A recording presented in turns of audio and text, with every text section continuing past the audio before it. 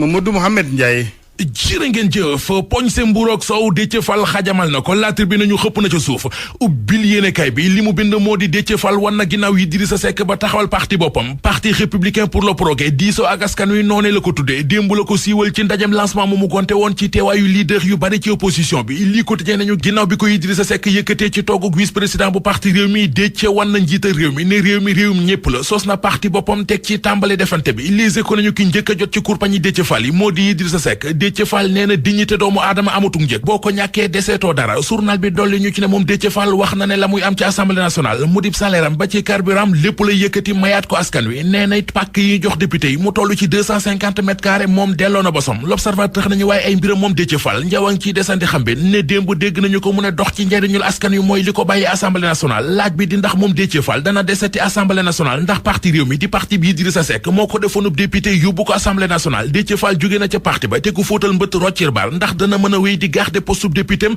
loolee mooy laaj bi Lat Diop mu tàng jër ba mel ne Lat Yor moom la ñu gis ci xët mu njëkk journal Les Échos yëral yéenekaay bi xëy na sambar ci kaw opposition bi ba xolam sedd Lat Diop responsable politique APR ca Guédiawaye Lat Diop directeur général bu LONASE mi ngi wax ci woppi coronavirus yi ak ni ñuy dundee deuxième vague bi ci Sénégal mi ngi wax ci troisième candidature bu président Macky Sall mi ngi wax it ci taxawaayu opposition bi ci réew mi ci moomi li mbir moom Lat Diop xam le ne li fi amoon du fi amaat du ñu ko may kenn ngatt genn ngattaani genn a koy faj ku ñu siñati dinañ la mat ku ñu saagaati ñu fayu ku taalati suñu kër ñu taal sa bos mu ne gaay yi waaye di ak ëppal lañu boole moo tax ñu ñemee taxaw di am dara lu ñuy exiger ci Macky Sall président Macky Sall du ku ñuy wañ loxom aw askanam moo ko yitteel du leneen keneen ku aw ñooñam yëglu ak yëngal moo di madame Ndeye Tické Ndiaye Diop mi Macky Sall daggal ticket mu dem Brésil La Tribune bind ne loolee waa kees rawatina ña koy jàppal tànk ca benn dëkk ñaari gaar ànduñu ci keroog samedi la ñu amaloon am ndaje mu rëy mobilisation bu mag ngir doon ca xamal Macky Sall ne ñoom Ndeye Tické Ndiaye Diop la ñu am moom la ñu xam moom la ñu àndal bu ñu ko mënut a bàyyi ci gouvernement bi na leen ko bàyyil ca kees ci Sénégal lañu ko soxla waaye du ca Brésil politique ba tey ak l'observateur mi ñu xëy xamal ne waa APR di parti Macky Sall bi caaxaanuñu ginnaaw Pikine Matam ak Tambacounda Podor wane na boppam keroog ci mobilisation